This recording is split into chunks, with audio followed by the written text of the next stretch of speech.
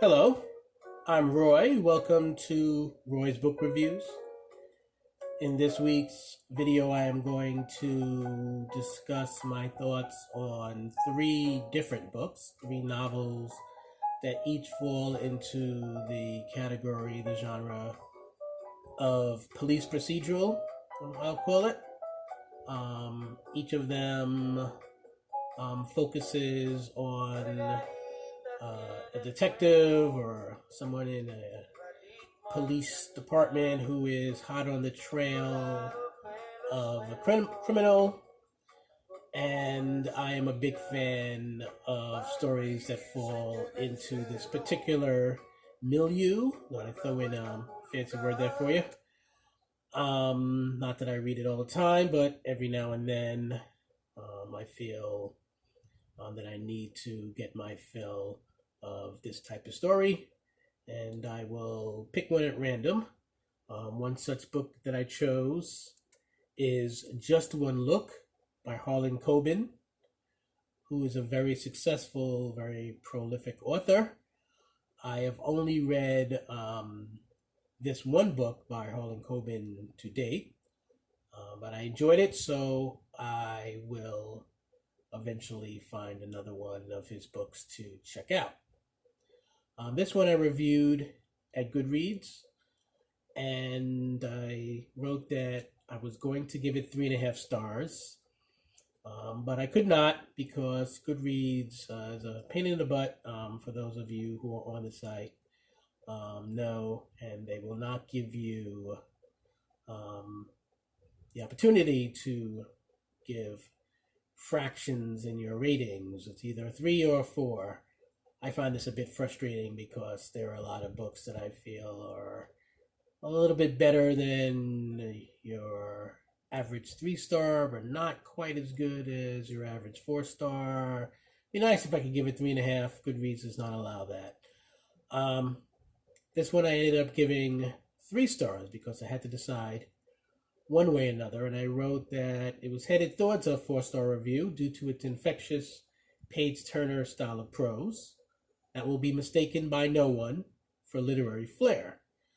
As I have mentioned in previous videos, the type of fiction I most enjoy and I most read is literary fiction, but I like to read all types of books. I like to check out horror and sci-fi and thrillers and police procedurals such as this book from time to time. So when I read those books, I have different expectations than I do from a book by Toni Morrison or Cormac McCarthy, someone like that. The writing style effectively accomplishes the goal of all mystery books, which is to make readers extremely curious about who done it and why they done it. That to me is goal number one of a genre story that has to do with criminal activity and someone hot on the trail of the criminal. As I have found to be the case with quite a few mysteries, the grand finale portion where all, or at least most, get solved and the culprits are revealed was a bit underwhelming. And that's why I decided to give it 3 stars rather than 4. I raced through this book. I was really into it, got to the conclusion, and then I was like, is that it? I expected, I don't know, something a little bit more. What that little bit more is, I can't quite tell you. You're the writer. It's your book, your job to blow me away, and Harlan Coben came close, but not quite with Just One Look.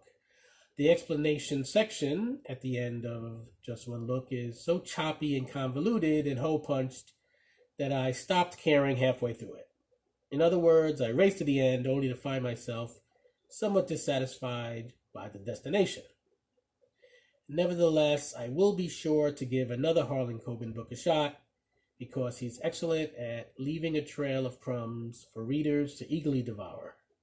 And that's what we read mystery novels for, the thrill of the blind chase.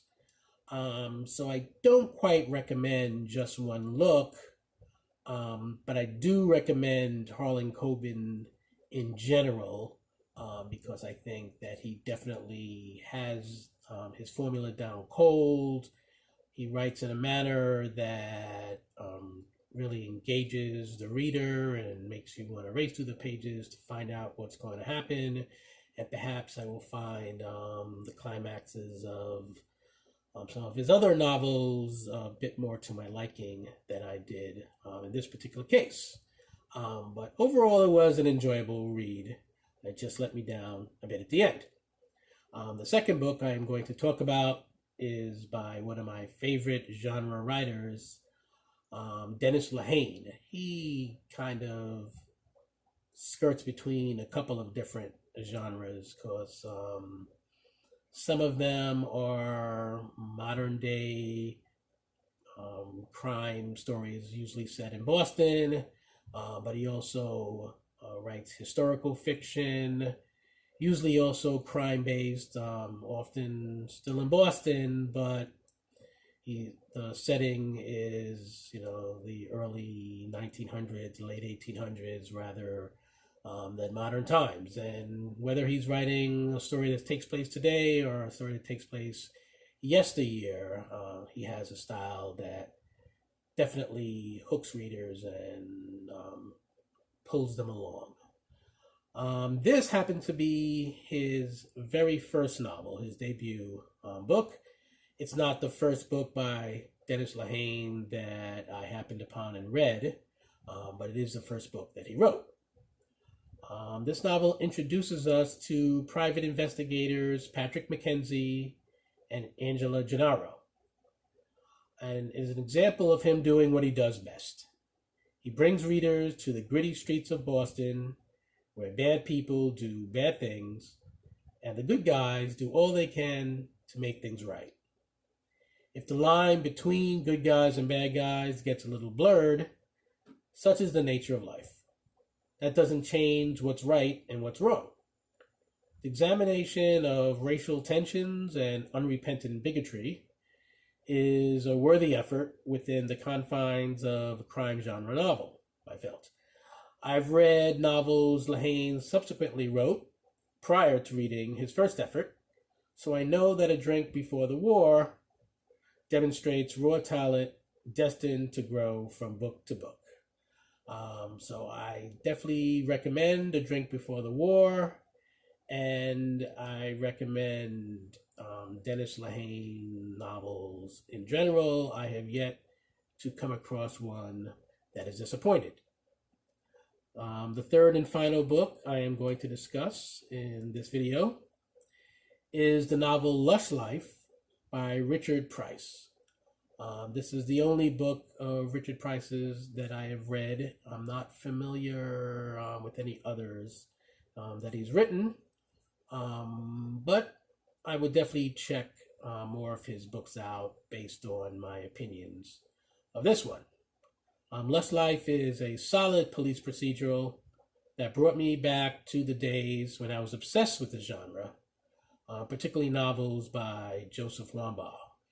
When I was younger, I was much more into what I call genre stories, and when one hooked me and a particular author within the genre hooked me, I tend to fly through their catalog. So I remember reading every single Sidney Sheldon book I could get my hands on, and Joseph Wambaugh is another author who, as soon as I found out that he had a new book, I was anxious to get my hands on a copy because I found them all to be quite riveting. But we're not talking about Mr. Wambaugh now. We're talking about Richard Price and his story Lush Life, which is not a whodunit. We know precisely who killed Ike and why. The narrative jumps back and forth between the detective, who is determined to solve the crime, while also dealing with the unstable, grieving father of the victim and matters in his own personal life, as well as a witness to the murder who is initially treated as a suspect and struggles mightily to deal with his martyr complex. and he is dealing with the killer, who is too busy striving to be respected by his peers and trying to impress a girl to give much thought to the murder that he rashly committed one night. A crime is most easily solved while still hot. But even with 2 eyewitnesses left among the living, this one keeps getting colder. The detective resolutely marches on, determined to keep this case from his list of unsolved mysteries. And we, the reader, go along for the bumpy ride. I really enjoyed Lush Life. The setting is New York City and adventures into some neighborhoods that have hung out little bit. The nightlife scene. Lush Life is a great title, and it's an apt title for this story. I think I've said all that I have to say about these 3 books. You should check them all out. You should check out books by Joseph Wambaugh. And if you agree with anything that I've said about any of these books, let me know in the comments. If you disagree vehemently, let me know. If you've decided to read any of these books or not to read any of these books, definitely let me know. What I'm trying to say is, let me know something, people. I want to know what you think. I just don't want to go on and on about what I think, because I already know what I think. And now so do you. And that concludes this week's episode of Roy's Book Reviews. Hit you with a little Spanish music as I ride off into the sunset, which I won't actually be doing, but I will be pressing the stop button to end this video.